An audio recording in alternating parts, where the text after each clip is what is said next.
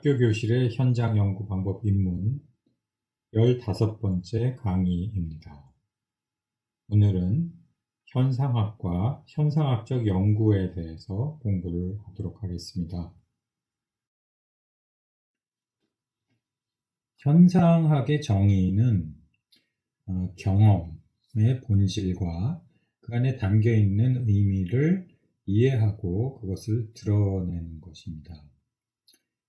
또한 경험에 참가하는 이들이 어떻게 각자 의미 부여를 하는가를 살피는 그러한 연구 방법이기도 하죠. 앞선 슬라이드에서 그 딸기의 모습을 떠올리는 그 그림이 있었는데요. 우리가 보통 그 딸기를 생각을 했을 때 빨간색으로 생각을 하죠. 하지만 그 딸기를 재배해서 판매하는 사람 입장에서는 그 빨갛게 익은 상태의 딸기를 보는 시간보다 그것이 빨갛게 익기 전에 그 녹색으로 그 상태에 머무르는 그 기간이 훨씬 더 긴 겁니다.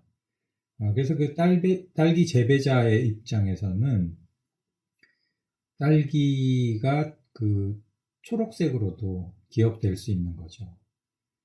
다시 말해서 우리는 개인의 그 체험, 그 경험의 본질을 통해서 이 세상에, 이 주변에 일어나는 여러 가지 일들을 이해하고 또 의미 부여를 하게 된다는 겁니다. 따라서 그러한 그 경험들, 개개인의 경험들이 굉장히 특수한 경험이고 또 굉장히 주관적인 경험이기 때문에 그 경험들을 탐색하는 작업이 이제 현상학에서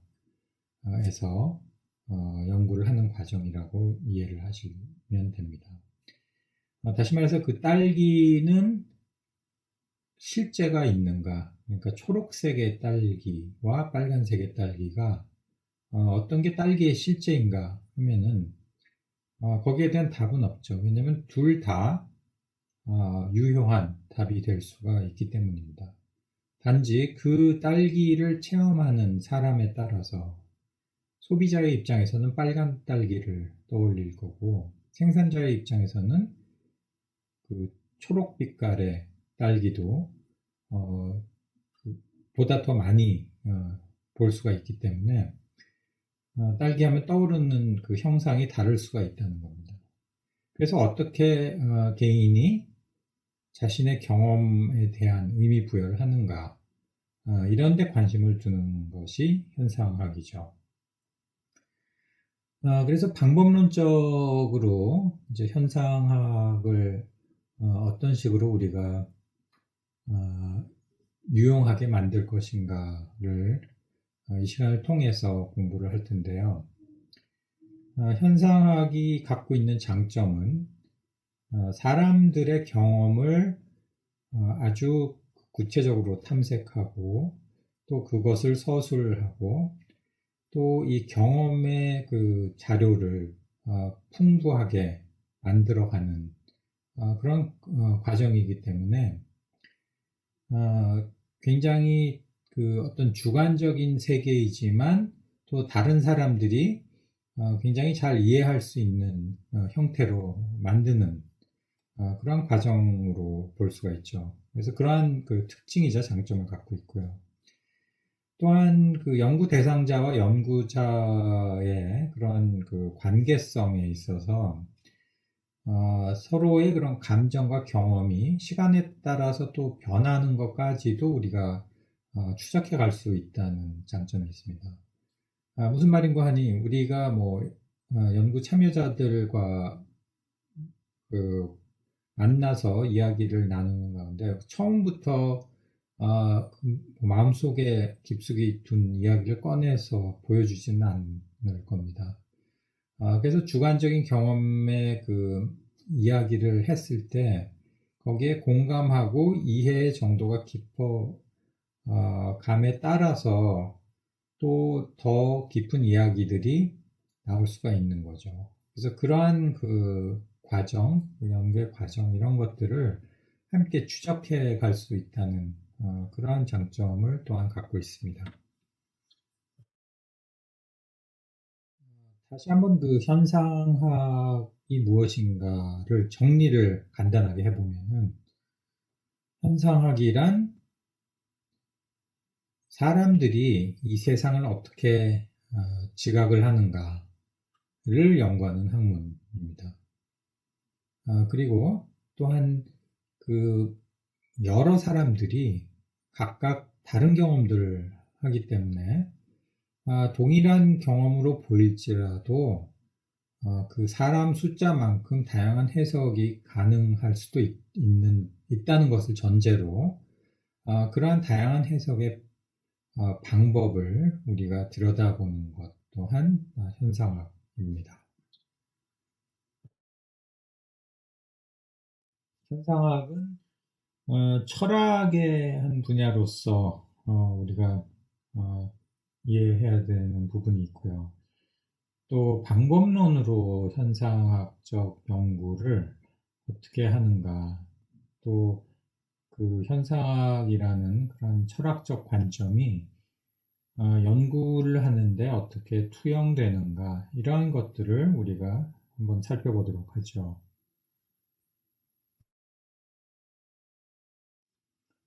우선 철학으로서의 현상학의 특징들을 한번 짚어보겠습니다.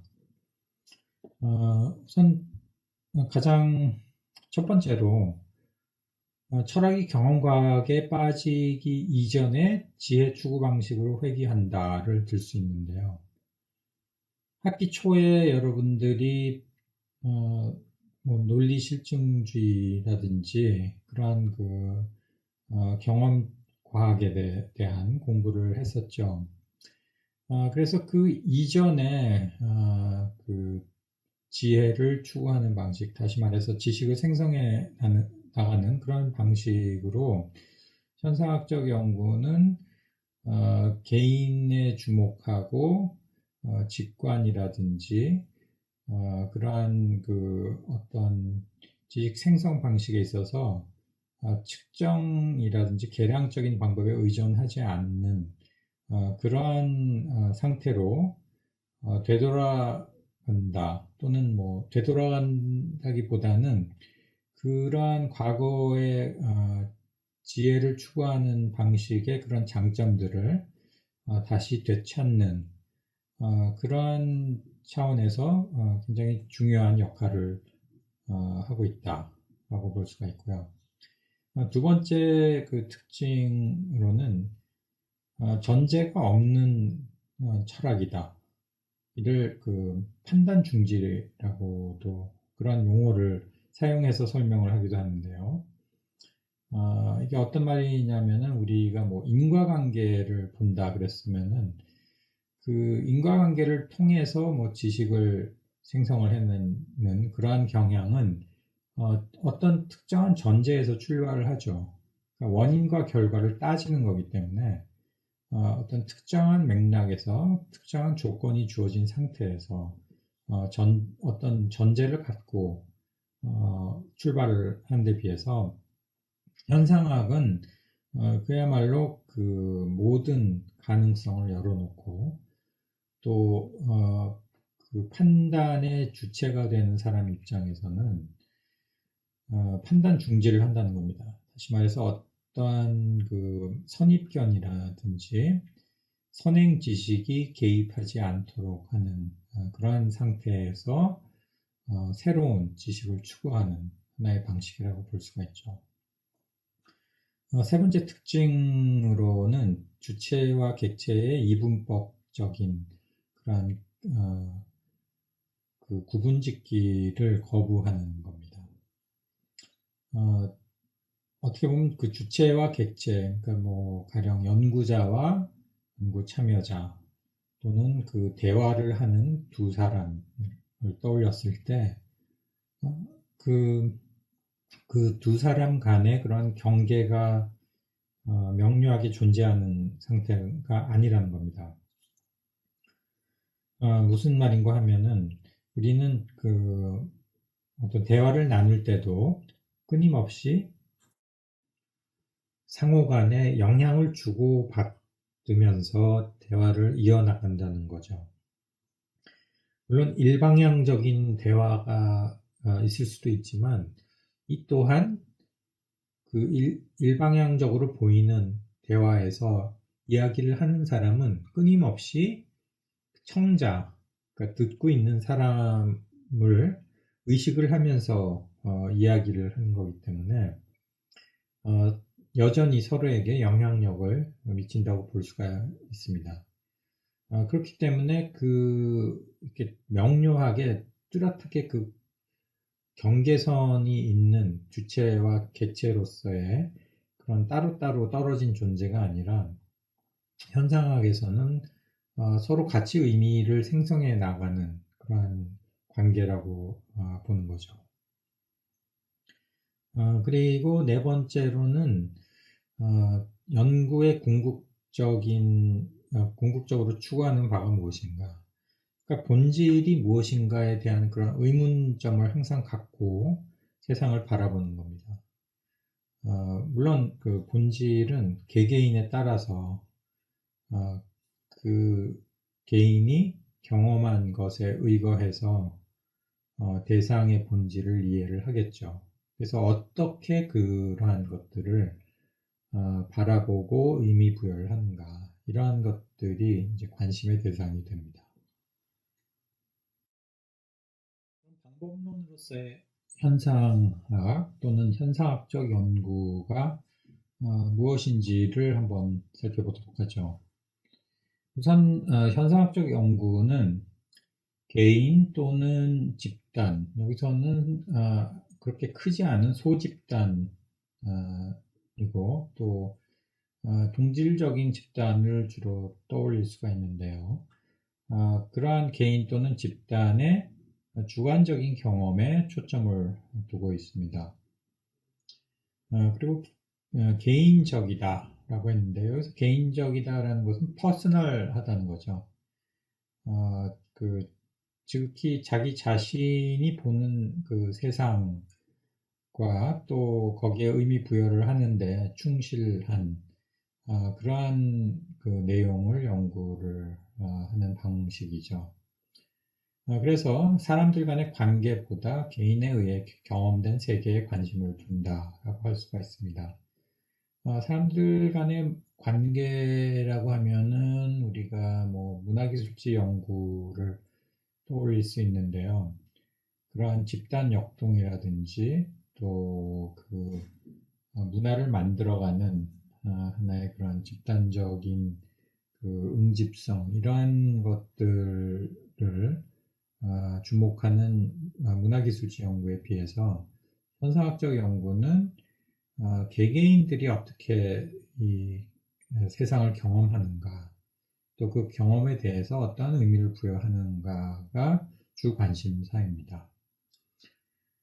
그리고 한 목적적으로 선택된, 다시 말해서 어떤 주제 영역을 갖고 그것에 맞는 그 주제 범위의 그러한 경험을 한 사람들을 연구 참여자로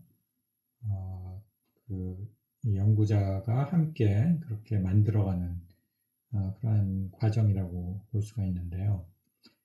그래서 그것을 뭐 하나의 현상이라고 보았을 때 그 특정한 현상을 경험해 본 개인 또는 소규모의 집단을 그 대상으로 한다라고 볼 수가 있고요. 또 마지막으로는 뭐 개인의 관점에서 현상을 최대한 정확히 설명하려는 시도. 다시 말해서 개개인들이 어떤 특정 현상에 대해서 어떤 생각을 갖고 있고 머릿속에 무엇을 그리면서 그 주관적인 해석과 의미를 끊임없이 부여하면서 그 대상과 소통하는가, 그 대상을 바라보고 이해하고 또 거기에 반응하는가, 이러한 것들을 알아가는 게 이제 현상학적 연구의 목적이죠. 여기 그 사진에 있는 그림을 보시면은 어른과 아이죠. 어쩌면은 아빠와 아들일 수도 있고요. 지금 이 두 개인이 어떠한 행위를 하고 있느냐 하면은 아마도 나무를 심는 것 같습니다. 그래서 작은 묘목을 심는 행위인데요. 두 명이 동일한 경험을 하고 있을까요? 아마도 그렇지 않을 가능성이 굉장히 농후합니다. 아이의 입장에서는 이 나무를 심는다는 행위에 대한 의미 부여가 아빠와는 다를 수가 있죠. 아빠는 나무를 심는다는 그 의미는 앞으로 이 묘목이 커서 우리에게 그늘도 제공하고 또 뭐 경우에 따라서는 과실도 제공을 하고 그러한 그 큰 나무를 떠올리면서 이 묘목을 심을 수도 있을 거고요. 그러니까 그 나름대로의 그 의미 부여를 하는 거죠. 이 행위에 대해서. 반면에 이 아이는 그냥 단순히 흙을 만지고 이 나무를 이렇게 그 흙 속에 이렇게 털을 잡게 한다는 그 행위 자체, 이 흙을 만지는 그 뭐 감각에 대한 그 아주 독특한 경험, 그리고 아빠와 함께 이 작업을 한다는 행복감, 그런 데 주목을 하기 때문에 전혀 다른 방식으로 이 행위에 대해서 의미 부여를 할 겁니다. 그래서 현상학적 연구는 바로 이와 같이 개개인의 관점에서 주어진 현상을 어떤 식으로 바라보고 또 거기에 의미를 부여하는가, 이런 데 주목을 한다고 볼 수가 있죠. 다시 한번 간단하게 현상학적 연구가 무엇인가를 한번 생각을 해보죠. 간단하게 정의 내리자면 인간이 경험하는 현상의 의미를 발견해 나가는 것이 현상학적 연구입니다. 아래 그림에서 보시면은 우리가 어떤 정밀도, 그러니까 상황을 설명을 하는 데 있어서 정확함에 신경을 쓰는 것과 그게 왼쪽 그림이죠.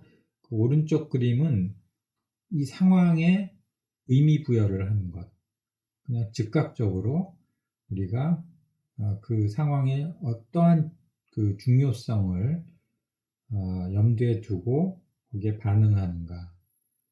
그랬을 때는 그 개개인이 이 상황에 대해서 이렇게 즉흥적으로 반응하는 양식이 굉장히 다르겠죠. 왼쪽에 있는 그림은 지금 1500kg이 되는 물질이 당신의 머리를 향해서 초당 45.3m의 속도로 접근을 하고 있습니다. 굉장히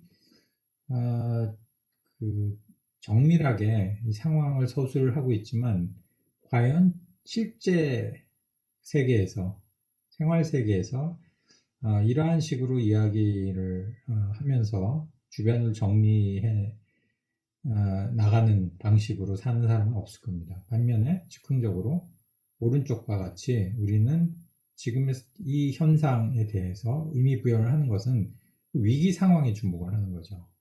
위험합니다. lookout 그러면은 위험합니다. 뭐 피하세요. 뭐 그런 뜻이죠. 그래서 우리가 실제 그 살아가는 우리 주변의 이러한 그 생활상은 이처럼 우리가 항상 분석하고 또 정교하게 정의 내리지 않는다는 겁니다. 그 어떤 현상에서의 그 주요 의미를 추출해서 거기에 반응을 하는 거죠. 그래서 현상학적 연구는 바로 이러한 그 후자의, 그러니까 오른쪽 그림에 있는 사람들의 어떤 그 상태에 대한, 현상에 대한 의미 부여와 또 거기에 적절하게 반응하는 모습들, 그러한 것들을 추구하는 것이 이제 현상학적 연구라고 볼 수가 있죠. 다음으로는 현학적 연구 방법을 구체적으로 어떻게 하는가를 한번 살펴보도록 하죠.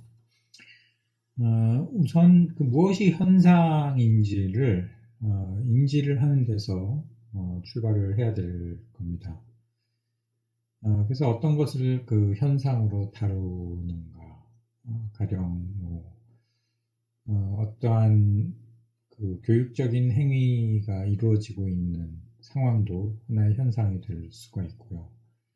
어떤 폭력적인 상황을 직접적으로 경험하거나 간접적으로 경험하는 것도 그 하나의 그 현상으로 우리가 볼 수가 있죠. 그래서 그 현상을 인지를 하는 것, 다시 말해서 그 주제 영역에서 현상을 무엇으로 다루는 것인가를 우리가 생각을 하고, 그 다음에 연구자의 그 편견이나 기대를 가로치거나 그 자체가 무엇인지를 해석을 하는 과정이 있어야 됩니다. 그 다음에 이제 데이터 수집은 일반적으로 그 질적 연구 방법에서 하는 방식으로 하게 되겠죠. 그 다음에 이제 중요한 거는 이제 환원이라는 그 용어가 등장을 하는 건데요. 이 부분에 대해서 조금 더 설명이 필요할 것 같습니다. 그 현상학의 그 창시자로도 추앙받는 후설이라는 분이 계신데요. 후설이 말하는 그런 현상학에서는 그 현상학을 그 나무와 인간의 관계로 설명을 하기도 합니다. 즉 나무는 그 자체로 실제하는 존재이죠. 나무 그 자체가요. 하지만 그 인간에게 있어서 나무는 그 일종의 그 무엇에 대한 의식입니다. 가령 나무에 대한 의식을 가진 존재가 인간인 거죠. 그래서 그 나무는 실제하는 것이지만 그것이 나무이다라는 것을 의식하는 존재는 인간인데요. 후설에 의하면은 경험이나 지각 등에 의해서 객관적으로 존재하는 것처럼 보이는 여러 가지 대상들은 사실은 우리가 그 의식 행위를 통해서 우리 그 머릿속에 맺히는 하나의 상에 불과하다고 보는 겁니다. 따라서 그 의식에 맺힌 그 상의 본질이 무엇인지 알기 위해서 현상학적 환원이라고 불리는 그러한 사유작용을 해야 한다고 말하고 있습니다. 그래서 그 환원이라는 이제 용어가 그렇게 사용되어지죠. 기존의 여러 가지 선입견들을 배제를 해야 되고, 또 우리가 그 판단 중지라는 그러한 과정을 거쳐서 새로운 관점으로 대상을 끊임없이 보아야 한다는 것이죠.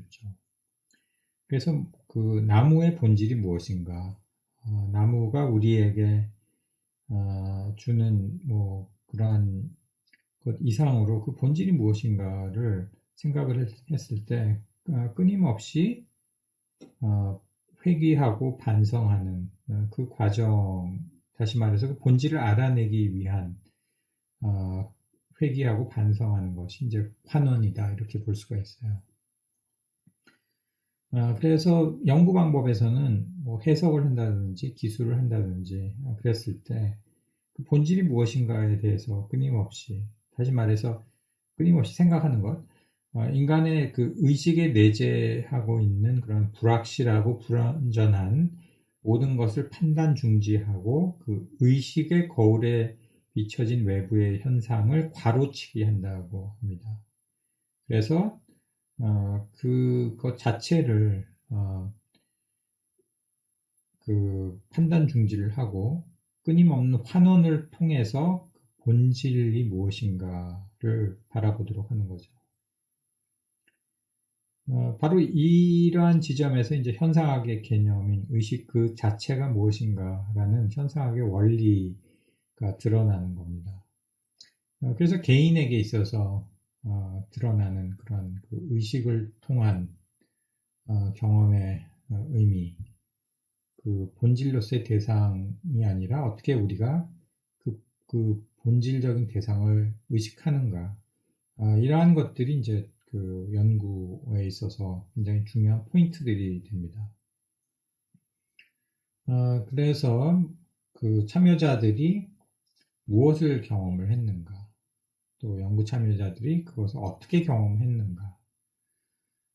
경험의 본질은 지금 이 두 가지를 다 결합을 해서 그 경험의 본질에 대한 궁극적인 질문을 던지는 겁니다.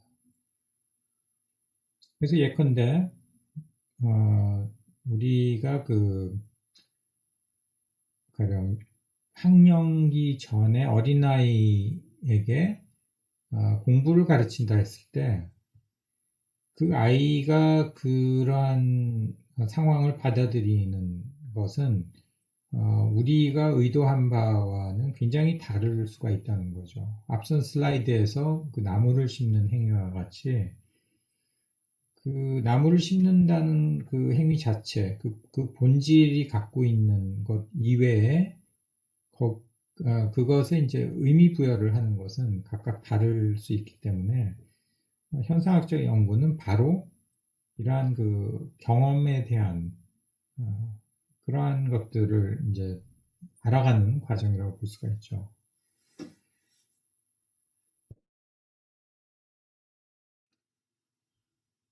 아무래도 그 현상학이란 그런 철학 분야가 굉장히 심오하고 또 쉽게 우리가 뭐 금방금방 이해할 수 있는 그러한 내용이 아니기 때문에 여러분들이 뭐 현상학적 연구 또한 그렇게 어렵게 생각을 할 수 있는데요.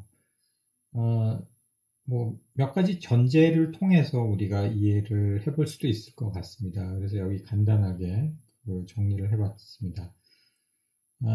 우선 첫 번째로 우리의 그 체험 세계가 우리의 행위와 반응을 결정한다는 것이 하나의 전제입니다. 다시 말해서 우리의 그 행위와 반응, 또 어떤 대상을 인지하는 것, 이러한 것은 우리의 그 니즈나 우리의 선행 경험이라든지 우리의 기대, 이러한 것들의 영향을 받는다는 것을 전제하죠. 두 번째로 개인은 굉장히 사회적인 그러한 그 관계 속의 개인이기도 합니다만 상당 부분 그런 주관적 세계 속에 존재한다고 현상학적 연구에서는 그러한 것들을 이제 전제하면서 진행을 하는 겁니다. 다시 말해서 동일한 경험이더라도 개개인마다 그것을 이해하고 의미 부여하는 것은 굉장히 다를 수가 있다는 것을 전제하고 있죠. 세 번째는 이제 궁극적인 질문을 무엇으로 가져갈 것인가. 현상학적 연구에서는 적어도 그 개인적인 체험의 의미는 무엇인가에 주목을 한다는 겁니다. 이게 마지막 슬라이드이기 때문에 그 예시를 들자면은 가령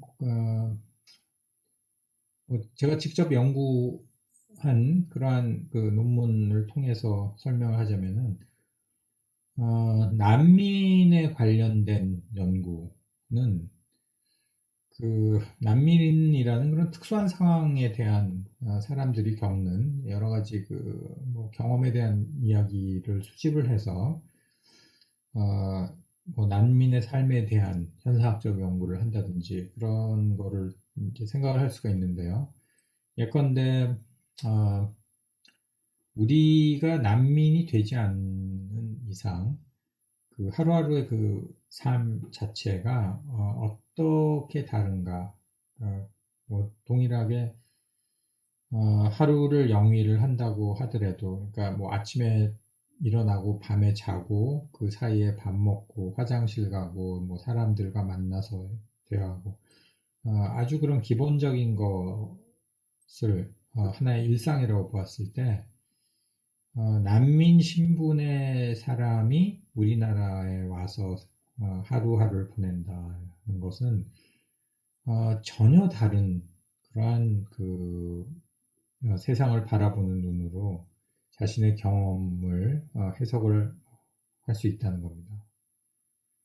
다시 말해서 의식주가 보장된 상태에서도 우리는 모두 굉장히 다른 경험을 할 수가 있죠. 그리고 또한 나이대에 따라서 세상을 달리 볼 수도 있고, 또는 그 선행 경험에 따라서, 또는 어느 지역 출신이냐, 또는 어떠한 트라우마를 가진 사람일 수도 있고, 굉장히 해피한 그러한 어린 시절을 보낸 사람일 수도 있고, 여러 가지 전제들에 의해서 우리는